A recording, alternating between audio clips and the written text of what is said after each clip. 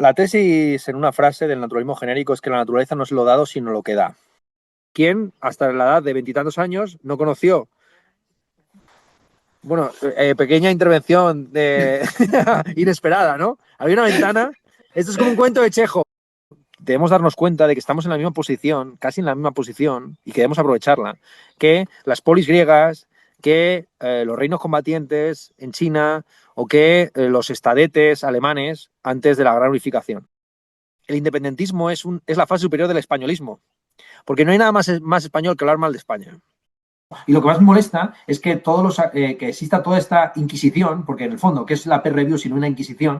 Salir de Guatemala para caer en Guatepeor. Sales del nido de ratas y caes en los niños rata.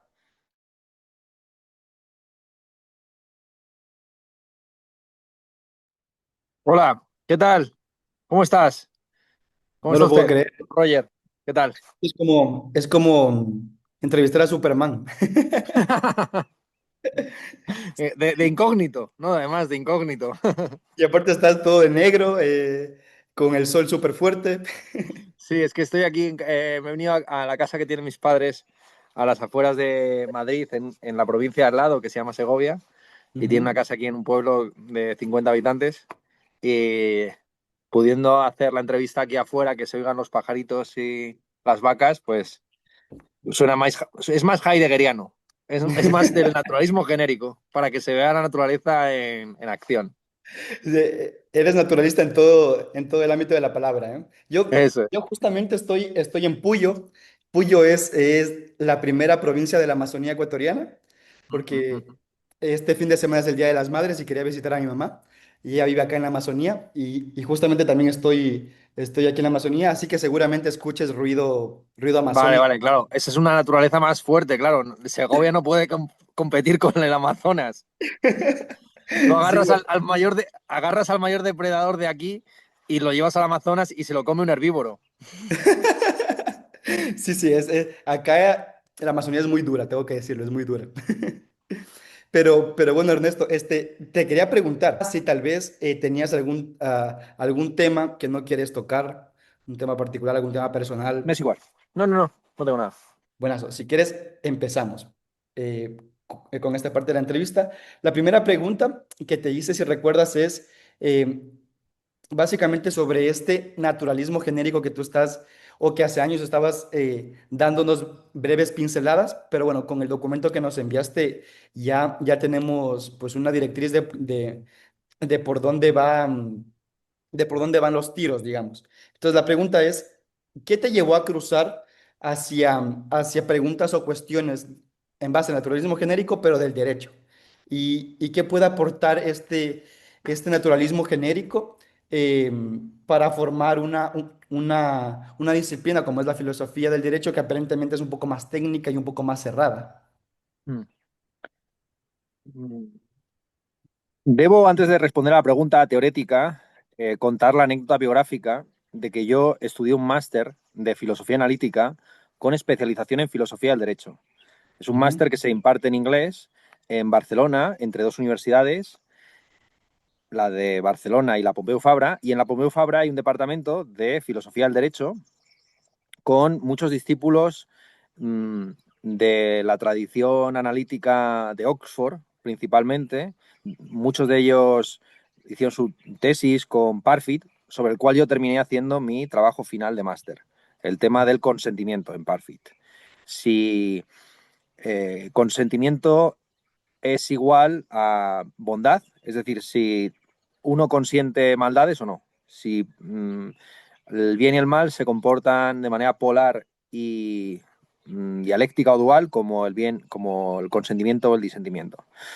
Y en esos años truculentos y turbulentos que todo estudiante pasa antes de hacer su tesis doctoral, yo estuve incluso echando becas para hacer una tesis de filosofía del derecho.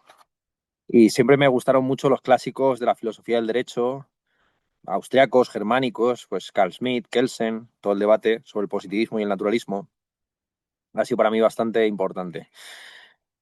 Mm, Cuando impartí aquella charla en Colombia sobre el naturalismo genérico en el marco jurídico, no recuerdo lo que dije exactamente ahora mismo, Mm, pero supongo que iría en las líneas generales de este sistema que entiende que la naturaleza se expresa en diversos campos, tantos como seamos capaces de sistematizar filosóficamente, y la clave, la guía que ofrece el sistema es que en cada campo hay que buscar ese aspecto caótico, espontáneo, del cual emerge todo lo demás. Y como la ley emerge, según algunas teorías de la costumbre, mmm, según otras del propio acto administrativo o jurídico, según otras de la naturaleza humana, y el naturalismo genérico no toma partido a priori por ninguna de estas escuelas. Es algo que debe hacerse con un conocimiento muy detallado, no solamente de la filosofía del derecho, sino de la realidad del derecho. A mí, de hecho, me interesa más toda la parte lógica y retórica de la filosofía del lenguaje jurídico. Es decir, el derecho como una tecnología y casi diría un arte verbal, porque es en el derecho donde han quedado las esencias del sic et non, de los argumentos a favor y en contra de la escolástica, que vienen de la sofística y luego pasan por los clásicos del siglo XI y XII y se fragua en la práctica de la abogacía contemporánea. Justamente mi TFM sobre Parfit yo lo expuse antes del COVID en la Universidad de Alicante, donde, como saben, hay un departamento de filosofía del derecho. No existe filosofía, pero sí filosofía del derecho, con Manuel Alcántara, creo que se llama, ¿no? El gran catedrático de... Luego esto lo podemos corregir con otras que íbamos, ¿no? Creo que se llama Manuel Alcántara, el profesor de filosofía del derecho allí más conocido, que tiene unos manuales muy célebres y que incluso se han puesto en práctica a la hora de escribir constituciones incluso en Latinoamérica o asesorar reformas constitucionales. Entonces, por ahí irían los tiros. Eh, mm, el derecho se encuentra en una posición curiosa, a medio camino al final entre la ética y la política. Y por lo tanto, requiere de un estudio específico que vea cuáles son los vínculos, a veces polémicos y contradictorios, entre la generosidad y las generaciones, que son los dos conceptos fuertes que el naturalismo genérico propone y estudia para esos dos campos. Como es sabido, pues política y ética proponen a veces conceptos irreconciliables del bien. Y se podría entender que en buena medida el derecho es una disciplina transaccional que busca establecer acuerdos y lugares de encuentro y resolver conflictos entre esos dos ámbitos, entre el ámbito de la ética y la moral, que yo no separo, y el ámbito más sociológico político.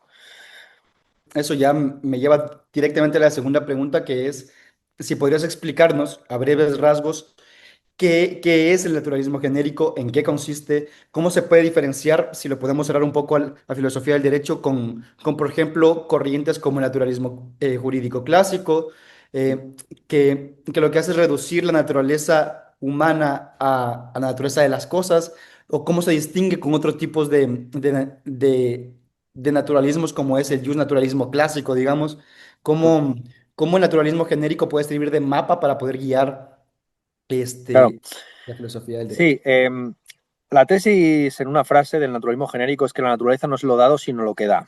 Esto no es una idea original mía, sino que yo la tomo de toda una tradición que proviene de Heráclito, pasando por Spinoza y llegando hasta Gilles Deleuze en el presente, y con fuerte influencia al final de la revolución tanto lógica como biológica de Darwin, porque en Darwin hay una redefinición de la idea de esencia, en el fondo, donde la esencia no es algo fijo y establecido, no es algo dado para siempre, no es un género propio y una diferencia específica, sino que la esencia de una especie o de un género se define genealógicamente por su fertilidad futura y por sus antecedentes pasados.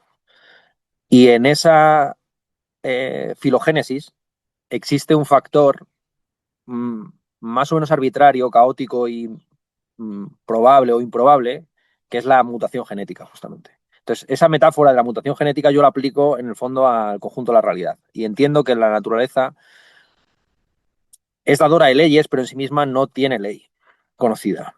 Y por eso yo no soy monista, como pueden serlo otros filósofos, ni dualista, ni creo en tríadas, ni en énadas, todos los números me parecen pocos para una realidad múltiple cuyos géneros no vienen dados de antemano. Tan solo puede haber una rapsodia a los géneros, ¿vale?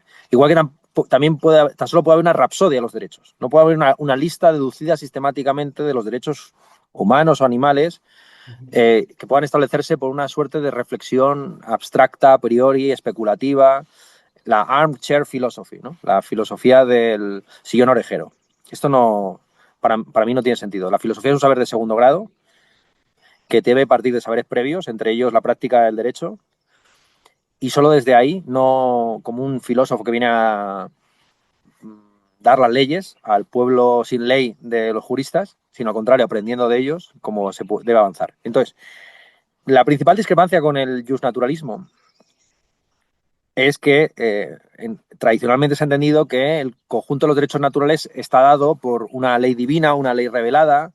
Claro que en esta misma revelación hay un componente más o menos arbitrario, caótico, ya planteado en el Eutifrón de Platón, que es la pregunta de si las leyes son buenas porque los dioses la quieren, es decir, si la voluntad divina crea el bien, o al revés, la voluntad divina se limita meramente a reconocer un bien preexistente. En el debate escolástico, sí hay una primacía del entendimiento de la voluntad de Dios. Si Dios lo quisiera, ¿sería un derecho humano el homicidio o el feminicidio o cualquier otra cosa? Es una pregunta bastante legítima para aquellos que sean fundamentistas y piensen que, en el fondo, los derechos humanos o positivos dependen de una ley revelada, ya sea por la naturaleza biológica, ya sea por una entidad trascendente. La ventaja que tiene esta concepción, que no es justnaturalista, sino naturalista genérica del derecho, es que reconoce al mismo tiempo cierta regularidad de ciertos derechos heredados que se han convertido ya en géneros por sí mismos y que son muy difíciles de revertir, por mucho que queramos, como pueden ser los famosos derechos de tercera generación o de cuarta generación, que a veces se habla, los derechos inmateriales, los derechos espirituales, los derechos identitarios, que claro, no existían en la Edad Media, por supuesto que Claro. no, y no existían en el Paleolítico, y no estaban en el Pentateuco, pero a día de hoy son derechos con sus mecanismos jurídicos, administrativos y técnicos tan legítimos como los derechos civiles o los derechos políticos o los demás derechos, ¿no? Por ahí iría mi observación preliminar, sí. En la dialéctica, justnaturalismo o naturalismo genérico. Creo que esto tiene mucho que ver con una pregunta que tenía pensado para más adelante, pero bueno, la hago de una vez a saber de este comentario que haces de huir de este monismo e ir más a un pluralismo. Claro, ahí las mónadas de Leibniz o ser como sustancialista universal, como que ni oírlo, ¿verdad? No. Aunque quizás Spinoza puede ser más útil, como dices también en el texto no sé, que nos enviaste, para escapar de quizás de esos límites que tienen autores como Leibniz o Schelling, que tienen una naturaleza que parece más, no sé, más monista de algún modo. En ese marco, ¿tú crees que aún bebes un poco de ese buenismo? Porque incluso cuando dices que la filosofía sigue siendo aún, o para ti la definición de filosofía como un saber de segundo grado, ¿aún estarías de acuerdo con ese pluralismo gustavo buenista, digamos, que él defendía y viendo la filosofía como un saber de segundo grado? Sí, en el fondo Gustavo Bueno es uno de mis maestros, eh, y la influencia de su sistema filosófico sobre mi pensamiento es muy grande. Yo discrepo, por lo menos creo que he elaborado unas líneas bastante diferentes en el campo en el que yo soy más especialista, por ejemplo, como es la estética, campo en el que por lo demás Gustavo Bueno dejó muy poco hecho y que ha sido objeto de mucha discusión dentro de su propia escuela. Pero en el ámbito de la filosofía del derecho es verdad que al final, por A o por B, hemos terminado con los mismos intereses, porque él tiene una célebre entrevista con Manuel Alcántara, si se llama así, el catedrático de Alicante, en la que dice algo parecido a lo que digo yo. Es decir, que al final le interesa la filosofía del derecho, no tanto en los debates abstractos o genéricos, sino en esta cuestión de la lógica deóntica y de si la lógica es una disciplina descriptiva o normativa. Yo creo que está más que establecido desde Frege en adelante que la lógica no describe cómo piensa el ser humano, sino cómo debe pensar. Y del mismo modo el derecho no se dedica meramente a recoger algorítmicamente las costumbres o los usos de un pueblo, sino que dicta ciertas normas de conducta y inevitablemente tiene un concepto antropológico más o menos perfeccionista de lo que debería ser un buen ciudadano. Es verdad que en algunas constituciones es mucho más explícito que en otros. Pues aquella famoso pasaje de la Constitución de Cádiz, donde se decía que los españoles eran justos y benévolos. Creo que eran los dos adjetivos que se proyectaban sobre los españoles. Bueno, eh, Constitucionalmente lo claro, será. Kirkpatrick, la embajadora de Ronald Reagan en la OTAN, llegó a decir que los derechos económicos de la Carta del 48 eran una lista de regalos pedida a los Reyes Magos. Porque lo de la vivienda digna, el trabajo edificante, todas estas cosas, pues claro, si no hay unos fundamentos materiales que lo aseguran, pues puro flatus vocis. Entonces, ese es un peligro también mucho de la filosofía del derecho, que cuando se desapega de los aspectos económicos, sociológicos y económicos de los que con los que está vinculada y para los cuales es muchas veces pura ingeniería técnica, pues se vuelve una carta a los Reyes Magos. Ujú. Claro, el derecho como más bien como un deber ser que muchas veces no está como Como un anclado en... órgano. Yo lo diría, yo sinceramente pienso que la filosofía del derecho es como una suerte de órgano, si lo vemos aristotélicamente, de las disciplinas de las ciencias humanas. Em, y las ciencias humanas, la antropología, la sociología, la economía, lo quieran o no, cuando están en los fundamentos, describiendo lo que es un ser humano y cómo se comporta, aunque pretendan ser puramente descriptivas o analíticas, están siendo normativas. Y ahí entra justamente el derecho. Es decir, ¿quién va a ser reconocido como miembro de una determinada sociedad? ¿Qué es sujeto y objeto de intercambio económico? ¿Cuál es la diferencia entre lo humano y lo no humano? Ujú, Todo esto son definiciones que se pretenden resolver en el campo científico, pero que en el de facto dependen de acuerdos políticos mediados a través del derecho. Por eso la filosofía del derecho es mucho más importante de lo que los propios filósofos del derecho piensan, porque ellos están muy metidos en el debate sobre las fuentes del derecho, la naturaleza del derecho, y creo que han perdido de vista esa perspectiva más amplia de que en el fondo la filosofía del derecho es el órgano, es la lógica de las disciplinas humanísticas, de las ujú. ciencias humanas en sentido más amplio. Sí, porque en este contexto siempre se habla como de la filosofía del derecho en relación a la filosofía formal, digamos, la filosofía ética y la deóntica, y luego está el debate de si la filosofía deóntica realmente es tal o la lógica deóntica es tal, pero poco se habla de la relación que puede haber, que hay o que hay entre filosofía del derecho, lógica y metafísica. Sí, eso es Metafísica indiscutible. como ontología, porque parecería que muchos intentan decir que la metafísica sería básicamente como es el estudio del ente o el estudio de las últimas y primeras razones, parecería más bien que la metafísica sería como el estudio de la lógica del todo, de, Mm. de las abstracciones máximas del todo. No sé, Sí. ¿qué opinas de esta relación?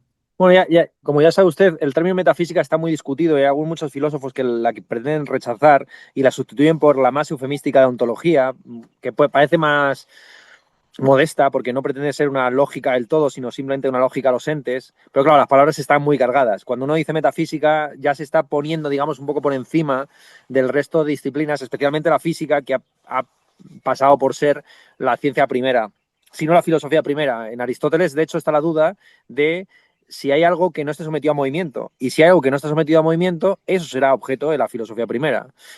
Pero hay otros pasajes, al comienzo de la Ética Nicómaco, donde Aristóteles dice que la ética o la política, la filosofía práctica, es la más soberana y arquitectónica de todas las disciplinas filosóficas. Es decir, que en el fondo es la política la que decide asignar prioridad a ciertas disciplinas y no otras. El problema que se da en Aristóteles de cómo es posible que la filosofía primera no venga primero, cómo es posible que lo que primero aprendamos no sea lo más obvio y autoevidente y que explica todo lo demás, se resuelve, se puede resolver de esta vía, en esta vía politizante, diciendo que en el fondo la filosofía primera es la política. Pero claro, volvemos a lo mismo, la política no puede sino no alcanza ese no alcanza un estatus inmóvil, no se vuelve algo fijo o sometido a leyes susceptibles de ser estudiadas con la misma precisión que las leyes naturales, salvo a través del derecho. Entonces, el debate famoso nomos physis, que es el en el que yo estoy también, es entender que al final lo verdaderamente legal, lo verdaderamente legaliforme, lo que tiene regularidades, no es la naturaleza, es la ley. Es muy Ujú. interesante cómo se ha interpretado que los griegos son padres del naturalismo occidental, cientificista, que pretende dominar la naturaleza por el descubrimiento de sus leyes, cuando la visión griega consiste justamente en lo opuesto, en entender que la naturaleza es caótica, arbitraria, original y espontánea, y lo que está sometido a leyes, a veces muy flexibles, es justamente la política. La política no es el arte de lo imposible. La política está sometida a unas circularidades, regularidades que están ya expuestas en casi la República de Platón. Cuando hay gente que está citando la ley de hierro, las oligarquías de Michels, yo me llevo las manos a la cabeza, porque literalmente eso está, si no recuerdo mal, en el libro tercero y en el cuarto de la República de Platón. Pero bueno, está bien citar a otros autores que no sean Platón, porque si no, el resto no tendríamos ninguna cita. Sí, claro, y aparte, bueno, y todo se construye a partir de Platón, pero también la filosofía política también es vista como constantemente están habiendo cambios y como depende mucho de la sociología, de la antropología, de un montón de temas más, parecería que la filosofía política puede ser tanto la ciencia, la filosofía primera como la filosofía última, la más especulativa de todos por ser Sí. todo tan incierto. En cambio, la filosofía del derecho está más relacionada con esto que sí, como hay como tú dices, un órgano más establecido. De hecho, creo que a ti mismo te escuché alguna vez en alguna conferencia que decías que Aristóteles pudo haber sacado muchos temas de la metafísica a partir de la lectura de cuando a Sócrates lo están enjuiciando y que ahí saca como las primeras preguntas, ¿no? Es el argumento como ¿cómo? ¿Dónde? ¿Cuándo? Que son como en última instancia las primeras preguntas de la metafísica.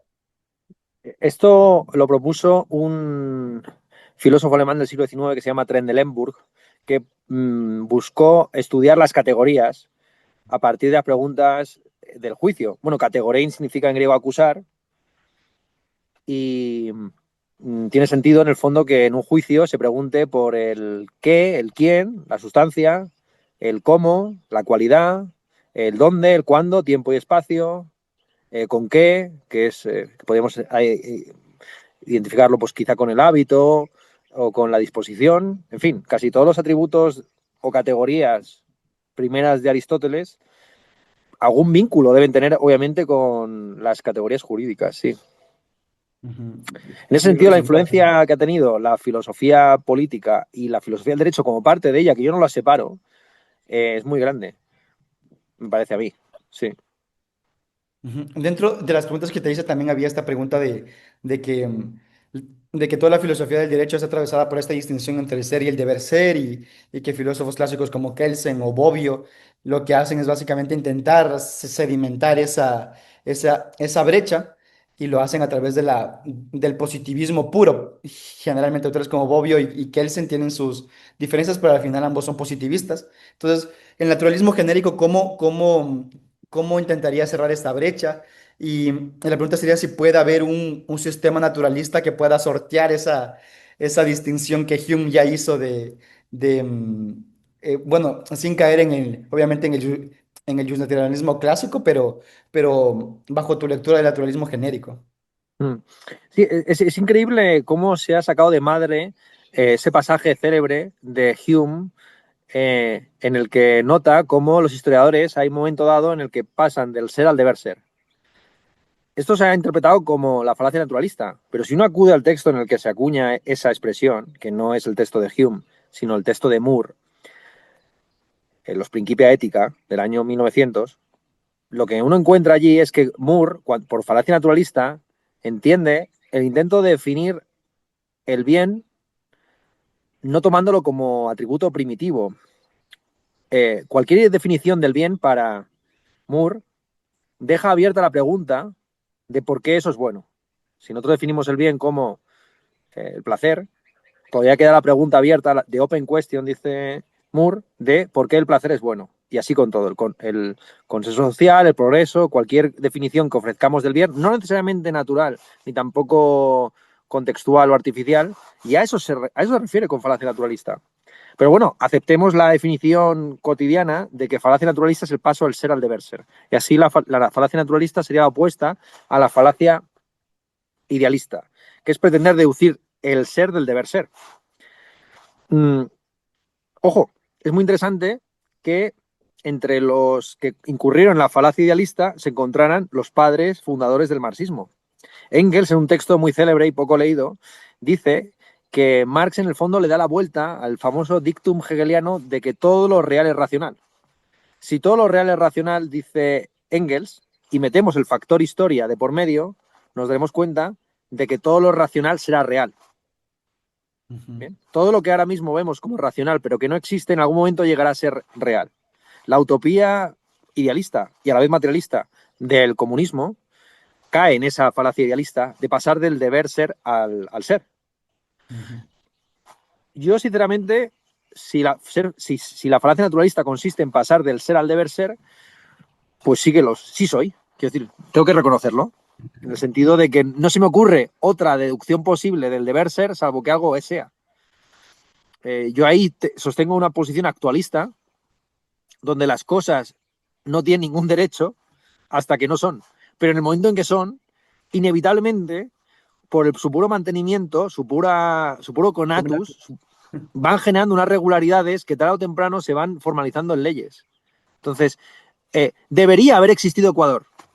Esta pregunta, ¿no?, de si debe existir Ecuador así abstractamente, más allá del ser fáctico, de que hay un Estado con su frontera, con su gobierno, con su parlamento, con sus universidades, con sus impuestos, con su policía y con su ejército, si no fuera por ese ser, que me expliquen a mí el deber ser de que exista algo llamado Ecuador, separado del resto de países de su entorno.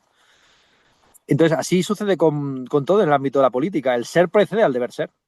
Y la potencia se demuestra es la facticidad la que media lo posible y lo necesario. No voy a ponerme hasta el punto de los megáricos que pensaban que todo lo que es necesario, pero a posteriori nosotros no podemos pensarlo sino de esa forma. El famoso debate de si los faraones morían por tuberculosis o morían por la rabia o la ira de Ra, para nosotros no es una pregunta legítima, porque para nosotros es necesario que mueran de esas enfermedades que descubrimos a posteriori. Y así pasa con todo. Entonces yo, efectivamente, si me acusan de naturalista, tengo que reconocer que sí. Claro, pero ahí entonces no habría una separación, o sea, la falacia naturalista pues nunca fue tal porque nunca hubo algo fuera de la naturaleza. Entonces, No. todo esto, por ejemplo, estábamos debatiendo en esta clase de este profesor que también te invitó acá a Ecuador, por ejemplo, cómo la inteligencia artificial hoy por hoy te da respuestas en triadas. Y te dice, es uno esto, dos esto, tres esto. O te dice, es que esto no es esto, pero es esto, ¿no? Usa esas fórmulas. Si no es X, pero es Y. Y esas fórmulas como que las estábamos debatiendo si eran artificiales o no. Pero luego, si te das cuenta, la forma en la que fueron cargadas las IAs o entrenadas es a partir de la propia conversación humana y a lo mejor no hay nada más humano que intentar generar una IA y luego estamos como rebotando naturaleza contra naturaleza. Entonces, pues si es que escribir en triadas es artificial, pues entonces Hegel es la mayoría de todas. Y si esa es la lógica, pues entonces o todo es artificial o todo es natural, ¿me explico? Ya no habría esa brecha. Sí, a mí el debate naturaleza-cultura me gusta aproximarme a ello a través, obviamente, del mito de la cultura de Gustavo Bueno y del librazo de Philippe Descola, Más allá de naturaleza y cultura. Porque es muy fácil saltarse la torera a la distinción y decir todo es artificial, como dicen los constructivistas culturales hoy día, de manera voluntarista, porque entienden que la naturaleza es más fija que la cultura y que basta con declarar algo un constructo cultural para que se disuelva mañana, si queremos. Sucede más bien al revés, como pensaban los griegos. La naturaleza es más fácilmente cambiable y mudable, mientras que la cultura resiste bastante duramente. El ejemplo que pongo continuamente, que no es mío, sino de Jan Hacking, es que sabemos cómo extirpar un tumor, fenómeno supuestamente natural, pero no sabemos todavía cómo extirpar una mala idea. Bien, entonces no vamos a caer tampoco en la falacia o demagogia opuesta de decir que todo es naturaleza. Eh, no, al contrario, la naturaleza simplemente es el elemento dentro de mi sistema o lo natural. Si no queremos sustantivizarlo en una señora, la señora naturaleza, lo natural es esa potencia generadora que trastoca cualquier categoría dada, que trastoca lo establecido genéricamente con sus leyes y sus regularidades. Bien, esto es en el sistema mío, donde no todo es natural. Y obviamente, pero la naturaleza genera naturalmente productos culturales. Eso sí, me interesa mucho el texto de Escola porque en él se estudian las diversas relaciones que se han establecido históricamente en el totemismo, el animismo, el naturalismo y totemismo, animismo, naturalismo y analogismo. Son las cuatro formas de relación entre naturaleza y cultura que diagnostica Philippe de Escola, y yo he descubierto que pueden parangonarse las tres etapas de la religión, según Gustavo Bueno. La religión primaria es aquella en la que los animales son dioses en la tierra y eh, su relación con nosotros es numénica, en el sentido de que tenemos que desarrollar formas de adoración y de respeto que mantengan cierta distancia con esos seres salvajes que no controlamos, que tienen su propio raciocinio. Eso se coincide exactamente con el llamado totemismo, que es la tesis de que lo humano y lo no humano son idénticos tanto por dentro como por fuera, tanto en alma como en cuerpo. Las religiones secundarias en las que ya se ha producido la domesticación eh, neolítica del ganado, coincide plenamente con la fase denominada animista, es decir, aquella fase en la que se considera que eh, la naturaleza y la cultura, o los humanos y los no humanos, son distintos por fuera en el cuerpo, pero no en el alma, y así encontramos un montón de religiones de la reencarnación, la egipcia, la india, las teorías de la metempsicosis entre los griegos en esta época analítica. Y por último llegamos a la fase del, de la tercera etapa de la religión, según Gustavo Bueno, que es el monoteísmo, donde los dioses se vuelven únicos, entidades abstractas e idéticas.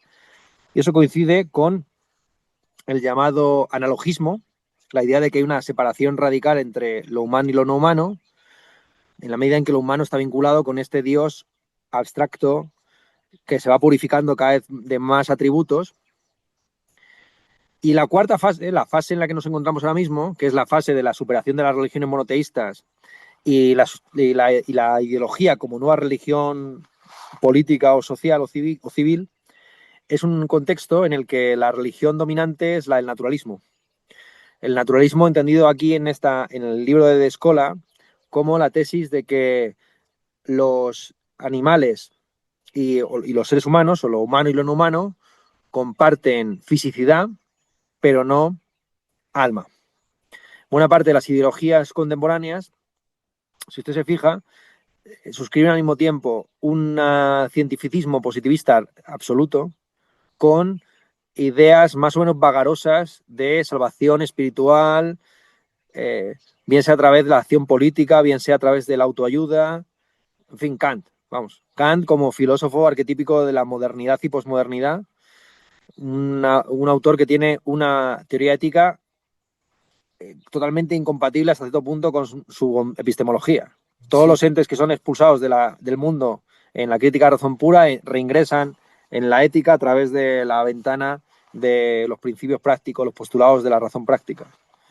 Sí, totalmente. Eso también tiene mucho, mucho de sociológico. Bueno, yo te estoy haciendo una entrevista que es, bueno, de la filosofía del derecho, pero yo a la final estudié primero ciencias políticas.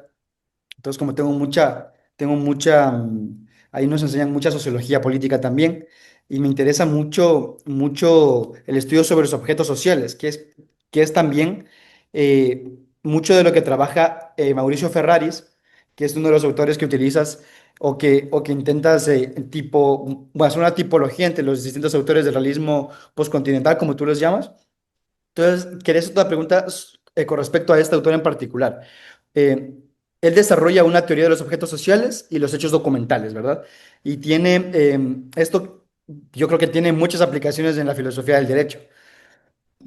Claro, los documentos, los contratos, las sentencias, son precisamente objetos construidos socialmente. Entonces, esta ontología social de Ferraris es adoptada por tu naturalismo genérico. Sería, por ejemplo, el derecho, o significaría que las normas jurídicas son un objeto social y no, digamos, hechos documentales.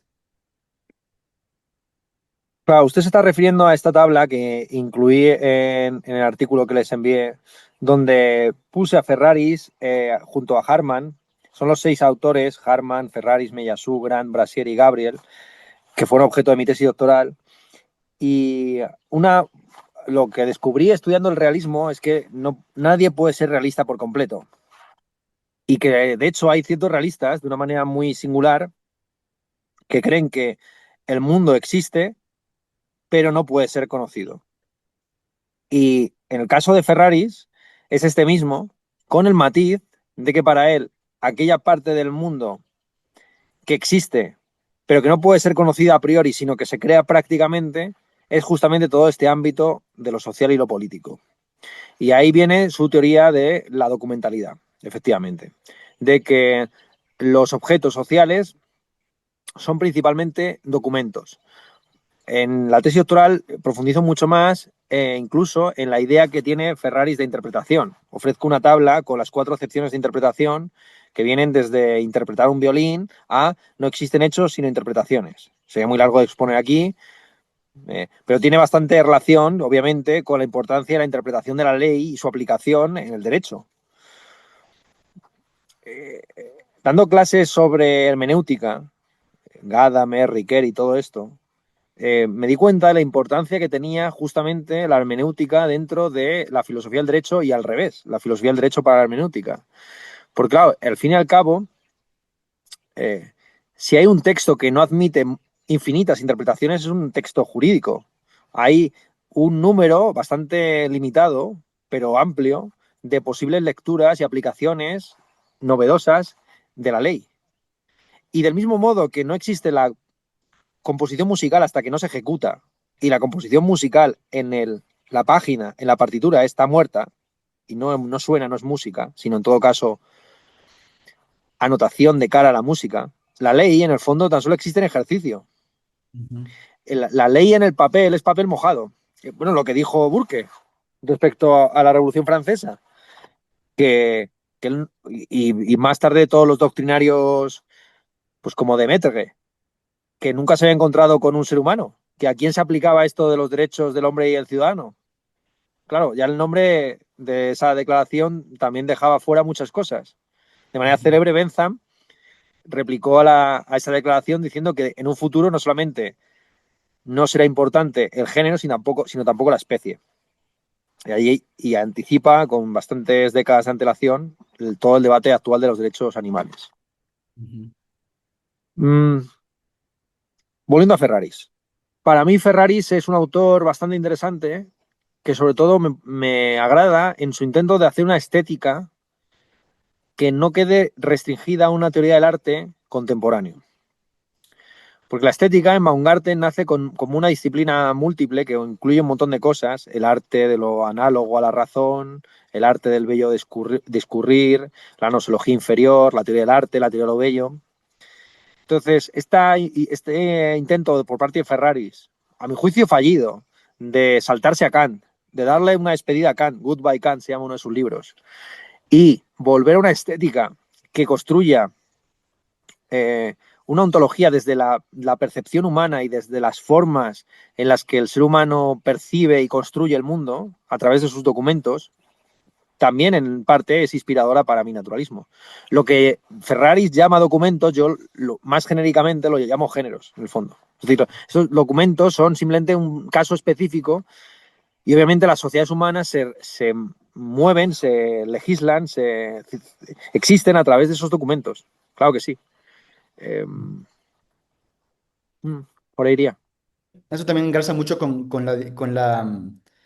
también la brecha que se genera entre ética y estética.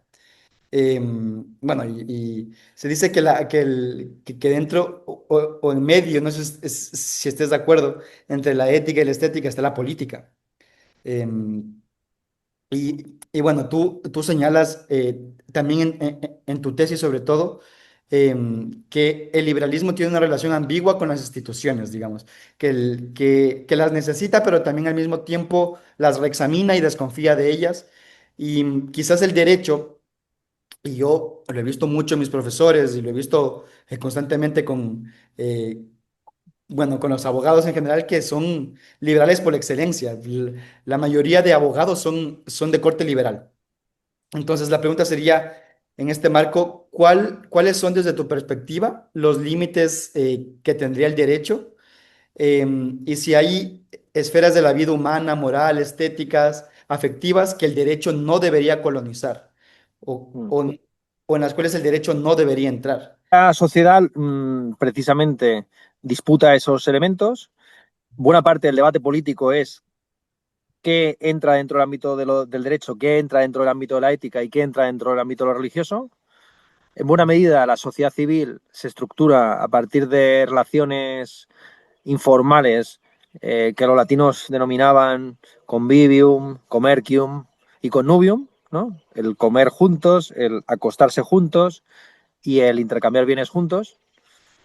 Y claro, esos tres aspectos que tienen que ver con la reproducción, con la alimentación y con el intercambio, pues han sido objeto de transacción jurídica y de mediación jurídica. Es normal que los filósofos de derecho sean liberales, porque el liberalismo no es, salvo en sus versiones más radicales, una ideología perfeccionista. Entonces es muy curioso que al final los que se dedican a la cuestión del derecho sean positivistas y factualistas y se agarren simplemente al estado de la cuestión, al hecho del derecho, a cómo está el, entonces, claro, confunden, pues de ahí los equívocos sobre el naturalismo, porque parece que todo el mundo tenía derecho a la posesión de armas en el medievo o en el paleolítico. Ya sé que es una reducción al absurdo, pero la forma en la que muchas veces se abordan los derechos fundamentales como algo atemporal o ahistórico, pues sí, puede ser muy liberal, pero a mí me parece un anacronismo en buena medida. Entonces, eh, lo que me parece más interesante es cómo en el ámbito de habla hispana ha habido tanta obsesión con la filosofía del derecho. Quiero decir que al final en Latinoamérica prácticamente tan solo existe la filosofía del derecho en ciertos países. Yo cuando he sido invitado a Colombia, Ecuador, etcétera, las invitaciones siempre han ido encabezadas por juristas o filósofos del derecho. Y el peso tan grande que tiene la filosofía del derecho en el ámbito de la hispana merece una explicación. Porque es un ideal hispano, típicamente hispano, la idea de unas leyes justas. Esta idea del gobierno de la ley, del imperio de la ley frente al gobierno del hombre fuerte, es Muy natural liberal. que sea un ideal hispano, porque en la hispanidad hemos tenido continuamente hombres fuertes, por desgracia, por desgracia nuestra. Hay del pueblo que necesita de héroes, y lo que no nos sobra a nosotros son héroes. Otra cosa no, pero héroes científicos, matemáticos, lo que ustedes quieran. Pero héroes no nos han faltado, nos han sobrado incluso. Entonces, esta es una idea muy típica del pensamiento mediterráneo, sureño y latinoamericano. Esta idea de una constitución perfecta donde se resuelvan todos los conflictos de una vez por todas, ¿no? Como una especie de nuevo pacto eh, con Dios o con la naturaleza, con el pueblo, con los indígenas o con los oprimidos, con los marginados, con los que usted quiera, que selle de una vez por todas los abusos de los poderosos, ¿no? De los héroes que una y otra vez quieren desfacer en tuertos. Entonces, claro, esta es una tensión continua en el ámbito de habla hispana entre el ideal caballeresco, superheroico, quijotesco, y el ideal, digamos, leguleyo, escolástico, de intentar, en fin, establecer de una vez por todas un sistema total de hechos jurídicos que ya sean inamovibles para el futuro. Aquí en Ecuador hay un filósofo que se llama, eh, creo que es Bolívar Echeverría, y él Sí, es justamente muy bueno. trata. Ajá, muy bueno. Él tiene toda esa teoría del etos barroco. Y el etos barroco, justamente una herencia puramente española, hispanista, ¿no? Y le da unas características de que el etos barroco necesita dos aspectos contradictorios, necesita llenar vacíos. Y da una explicación muy buena de cómo de ahí nace el populismo y cómo necesitamos los latinoamericanos un caudillo siempre. Siempre necesitamos caudillos y tienen que ser fuertes y tienen que ser heroicos y tienen que ser incluso casi de mano dura. Y, Sí, sí, sí. y claro, y bueno, también hay una leyenda negra muy fuerte en el que incluso se han visto, no sé, el caudillo por excelencia es Simón Bolívar, por ejemplo. Es como el caudillo es de caudillos y es como el dios de los latinoamericanos hasta cierto punto. Y claro, y eso rebasa más allá de la historia. No importa la historia, lo que importa es el caudillo. Por eso fue tan influyente Carl Smith. Carl Smith, una de las primeras lenguas a las que se tradujo la obra completa fue el castellano. Y Carl Smith venía continuamente a España y tenía mucha relación con el Centro de Estudios Políticos. Había muchos autores falangistas y fascistas y franquistas. Me acuerdo ahora de Fuello, por ejemplo, pero incluso el propio Fraga Iribarne, que llegó a ser ministro de Franco, que leían y traducían continuamente a Carl Smith, porque esa idea del estado de excepción y de la soberanía que descansa en el acto soberano de poner entre paréntesis la ley, era para ellos fundamental en su teoría del caudillo, justamente, en la teoría del caudillo. Si son los dos ideales regulativos, el ideal del imperial absoluto y eterno, que se encuentra ya incluso en las leyes de Indias. Claro, que nosotros hemos tenido en general casi siempre buenas leyes, comparado con otros países, bastante buenas leyes. Lo malo ha sido la aplicación. Siempre pensamos que, bueno, por ese motivo tendemos a pensar que, oh, si llegara un hombre fuerte que las aplicara por fin, ¿no? Pero el problema principal es que hemos visto en la historia de la hispanidad reciente que el caudillo, el dictador, que parece simplemente un comisario político transaccional, como lo era en Roma, ¿no? El dictador pues era el que asumía el poder en el estado de excepción, tiende a convertirse en soberano. No es meramente un delegado del pueblo en un momento de excepcionalidad, sino que termina creando el mismo pueblo. Y es lo que ha pasado en fin, con realidades dictatoriales como la cubana, la española y otras muchas en las que una dictadura de más de 40 años en el caso español y la cubana ya va por 60, pues inevitablemente genera pueblo. Pero ojo, también interesantemente genera pueblo a la contra, porque es el gran inventor del antifranquismo es Franco y el gran inventor del anticastrismo es Castro. Entonces, es muy interesante. Volvemos al tema de la naturaleza, que en la política para mí se expresa a través de las generaciones, de cómo cada generación, da igual, por preparada y encauzada que esté su andadura vital, inevitablemente va a tener intereses, concepciones del bien y la justicia distintas a la del pasado. Y por ese motivo no puede haber una constitución perfecta. Y esta tiene que revisarse continuamente. Y el constitucionalismo, bien entendido, es una revolución permanente, en la que las leyes se van ajustando, se van enmendando, se van haciendo pequeños ajustes aquí y allá. Igual que no se van a resolver todos los problemas, pues muchos problemas a veces se vuelven ventajas o virtudes, ¿no? Entonces es muy imprevisible la política cuando se ve desde esta perspectiva genealógica de las generaciones que se suceden en el tiempo, con diversos intereses, diversas concepciones del bien y de la justicia, y que por tanto consideran objeto de derecho y de lo jurídico cosas distintas. ¿Tú crees que esa puede ser una causa de la división que hay entre yo diría que en general entre la iberofonía?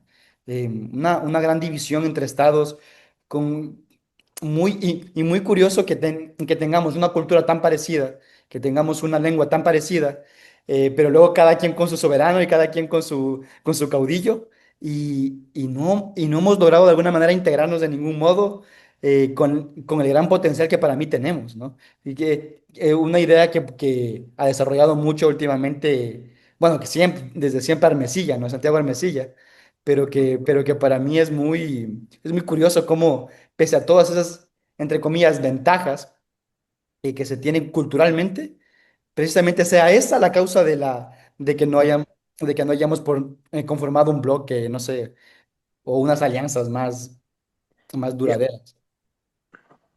La principal objeción que yo le plantearía al hispanismo político, que busca una unidad política y cree que lo deseable es que haya una iberofonía unificada, es que están jugando a una partida al Risk y piensan siempre en términos épicos, como en plan videojuego, y no entienden también la dialéctica de la historia que hace que a veces las mejores de las vidas no se viven bajo contextos de unidad política. De hecho, el argumento clásico anarcocapitalista a favor de la división política, desde un punto de vista intelectual o filosófico, es que las grandes revoluciones intelectuales y filosóficas han tenido lugar en contextos culturalmente unificados, pero políticamente separados, donde precisamente como no había un único gobernante, no podía ejercerse una censura uniforme sobre territorios que hablaban la misma lengua o que tenían la misma cultura, donde un filósofo podía exiliarse de un sitio a otro. Imagínase qué hubiera pasado si la hispanidad hubiera quedado totalmente cubierta por un gran caudillo en vez de 3 o 4 o 5 o 6, pero siempre con algún país más o menos democrático al que poder exiliarse. Si, por ejemplo, eh, pues eso, la hispanidad se hubiera mantenido unificada, ¿dónde hubieran ido los exiliados españoles? Tras la victoria de Franco o de quien fuera en la guerra civil. ¿Dónde hubieran ido todos los exiliados argentinos durante sus diversas dictaduras y persecuciones? Y así con un montón de países. ¿Dónde hubieran ido los exiliados chilenos tras el golpe de Estado del 11 de septiembre? Entonces, esto que lo vemos como un drama y que continuamente se abjura de ello, debemos darnos cuenta de que estamos en la misma posición, casi en la misma posición, y que debemos aprovecharla, que las polis griegas, que los reinos combatientes en China o que los estadetes alemanes antes de la gran unificación. Yo desconfío mucho de esta idea de que la grandeza política esté asociada también a una grandeza cultural o una grandeza intelectual y filosófica. Creo que más bien es al contrario. Entonces, sinceramente, a mí me encanta la hispanidad tal y como está. Yo no quiero reformarla, ni quiero unificarla, ni quiero. Me parece bien, o sea. Y es más, entiendo hasta cierto punto cómo el independentismo es la fase superior del españolismo. Porque no hay nada más español que hablar mal de España. Entonces, este es el imperio contradictorio, el contexto intelectual que hemos tenido desde siempre, y bueno, ese es también nuestro timbre de gloria, porque incluso los hispanistas más acérrimos, pues sostienen que una de las eh, ventajas o de las honras del imperio español es que tuvo desde siempre autocríticos como Bartolomé de las Casas, ¿no? Entonces, claro, es normal que en el fondo, si nuestros referentes intelectuales han sido siempre personas que al mismo tiempo que amaban su país, lo criticaban y lo denunciaban, desde Mariátegui a las Casas, ¿no? Con los ideales que fueran en cada caso, pues es normal que al final, ya digo, que el independentismo sea la fase superior del españolismo, porque no hay posición en el mundo más típicamente cliché asociada a lo hispano que la de Lope de Aguirre, declarándose independiente de Felipe II y mandando una carta de guerra desde lo más profundo de la Amazonía, diciendo que él y sus cuadrillas estaban por encima de el emperador bajo cuyo territorio no se ponía el sol.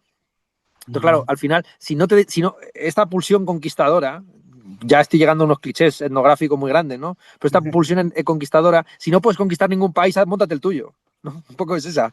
Entonces, la tendencia natural a la segregación, a la autonomía, está inscrita en los propios estos ideales de conquista, de aventura, de sacrificio heroico, de caballerosidad alocada. Mm, Sinceramente, me parece que es muy, muy difícil dar marcha atrás. Me parece que intentar restablecer una unidad política hispana ya hay una unidad cultural, pero una unidad cultural que es contradictoria, obviamente, y que se basa en la tensión, y precisamente porque hablamos la misma lengua nos entendemos, y por ese motivo no somos pánfilos y no somos tampoco ingenuos respecto a los intereses de los que están al lado. Porque obviamente todo el mundo quiere la unidad, pero siempre la unidad barriendo para casa. Entonces, algunos quieren la Gran Colombia, otros quieren restablecer el virreinato del Perú, pero siempre barriendo para cada sitio. Entonces, bueno, un territorio además como es el de Ecuador, que puede ser objeto de varias unificaciones, Sí. dependiendo del virreinato que elijamos, el de Granada o el de Perú, pues creo que está bien como está, ¿no? O sea, que no, no creo que estos ideales unificacionistas o hispanófilos vengan muy al pelo. Yo debo reconocer, en todo caso, soy un hispanista sentimental o cultural. Digo que si me dan a elegir entre dos escritores igualmente buenos y uno de ellos, por lo que sea, escrito en mi lengua, prefiero leerlo el de mi lengua. Entiendo, sí, la verdad, muy interesante, no lo había pensado así. Estamos, a lo mejor estamos en una época como la Grecia clásica, que todos esos estados estaban peleándose entre ellos, o en la Alemania antes de su unificación, quizás puede ser hasta, claro, las grandes ideas vienen de estados de guerra incluso, ¿no? Es como muy interesante, no lo había puesto a pensar así. Tengo que... Sin exagerar tampoco, yo diría que el nivel filosófico en promedio que yo encuentro, por ejemplo, en países como Chile o como México, que son los que más he visitado, eh, porque he estado en Colombia muy de pasada o en Bolivia también muy de pasada, y dentro de poco espero también estar en Ecuador, he encontrado yo un nivel filosófico y de interés precisamente porque eran conscientes de que no están en el centro de las cosas, porque no se miraban humanísticamente a sí mismos y eran conscientes de que tenían que salir de sus fronteras para formarse. Y esta mala conciencia, esta, esta insatisfacción con uno mismo, es lo que lleva justamente al desarrollo filosófico intelectual. Porque los países que están en el centro son tan onanistas que no son conscientes de la existencia de un montón de realidades periféricas. Vengo justamente de estar debatiendo con un filósofo búlgaro, que ya manda narices, un filósofo búlgaro, que en un congreso en Bélgica, y su intervención en un inglés perfecto sobre un autor alemán que conoce al dedillo era 1000 veces más cosmopolita, formada y sabia que la de los belgas que solo leen en francés y que ni siquiera quieren saber nada de los flamencos que tienen al lado, ¿no? Entonces, al final, porque como viven en el centro de Europa, literalmente donde está la capital de la Unión Europea, pues creen que no hace falta salir de la francofonía. Pues peor para ellos, sinceramente. Entonces, esta situación de satisfacción me parece fantástica, fabulosa. Y es una característica muy típica de la filosofía, no solamente de los ámbitos de la hispana, sino de cualquier país que no esté dentro de el canon eh, que empieza en Grecia, sigue por Roma, termina consolidándose en una Edad Media latina, un Renacimiento italiano y a partir de ahí el auge de los estados-nación, principalmente Francia, Alemania y Gran Bretaña. Claro, entonces nosotros que nos hemos quedado fuera y ustedes han quedado fuera del fuera, pues precisamente por ese motivo conocen lo suyo y también lo ajeno. Pero claro, pregunten ustedes por ahí a un autor incluso anglosajón, un filósofo latinoamericano, no podrá decir nada. No podrá decir nada. Y básicamente la mitad del continente, para él es una especie de terra ignota, pues lo están perdiendo. Pero bueno, la productividad que ha tenido el pensamiento hispano, no necesariamente en el género de la filosofía administrada a través de artículos, tratados, que eso es otro de los grandes males. En fin, cómo se ha impuesto un género muy específico y concreto de publicación que surge de las ciencias naturales en el contexto austriaco, porque es en el contexto austriaco, para ser más exactos, muy precisos, donde se crean por primera vez estas revistas con la peer review y con los criterios de publicación, con indexaciones, y luego pasan al ámbito anglosajón con el exilio de los filósofos judíos analíticos. Pero esto que ahora mismo es el pan de cada día que tenemos que sufrir todos los académicos, es un drama. Es un drama absoluto porque al constreñir tanto la forma, obviamente constreñe el contenido. Y todo al final son pequeñas aportaciones doxográficas sobre autores o tomas de partido idiotescas, hiperespecíficas, hiperespecializadas, a favor o en contra de tal ismo que es el que se está debatiendo a día de hoy. Entonces, la visión de conjunto, la ironía, que es fundamental, la estilística, se han perdido y para nuestro mal en general. Y bueno, pues ahí estamos también, intentando defender pues que los poetas también filosofan, de que hay filosofía más allá del tratado, del paper, en fin, que Platón no escribía papers, cosas tan obvias como esas, pues a veces se olvidan y no sé, yo creo que si atendiéramos incluso a nuestros propios clásicos, nos daríamos cuenta de que ninguno de ellos, es muy interesante esto, ninguno de los clásicos de nuestra tradición filosófica podría a día de hoy llegar ni a profesor asociado, que es como Sí, llamamos total, no total. podría, o sea, a Platón no conseguiría ni una beca. Escribiendo diálogos, a Platón le expulsarían, ni la Diálogos, aprobarían, ¿no? Es claro. decir, entonces, este contexto en el que nosotros hemos negado no, ni siquiera nuestra, la tradición, quiero decir, la filosofía es eso, literalmente, pero bueno, pues hemos decidido adherirnos a unos criterios cuantificativos de la producción académica que para mí están, en fin, es una iglesia sin fe, porque nadie que yo conozca en el mundo académico me ha sabido defender y ni siquiera exponerme su creencia en la bondad de dicho sistema. Simplemente, otra vez, el hecho genera el derecho. El hecho de que se está evaluando con esos procedimientos, algoritmos, esos mecanismos, hace que surja casi el derecho de que deba ser así. No solamente el Sí. derecho, sino el deber de que deba ser así para siempre. Entonces, bueno, allá ellos. Yo, desde luego, no quiero jugar a ese juego. Ajá, y creo, bueno, también creo que Latinoamérica, como tú dices, está, se puede salvar de ese sistema poco a poco. Yo que trabajo dentro de una revista y de algún modo hemos también adoptado ese método, sí alcanzo todavía a leer en los autores que nos envían sus artículos su voz. Muchos escriben un poco a su bola, también muy, muy a lo latino. Yo escribo de este modo y se acabó. Pero claro, lees artículos anglosajones y no escuchas una voz. Parecería que estás leyendo constantemente a la misma persona. Entonces es quizás, bueno, la ventaja de ser latino en ese, o de ser en este caso, Puede ser. de ser periferia. Sí. Eso. Si quieres paso a un tema que no quería obviar, que al ser tu esteta, que es el tema de la literatura.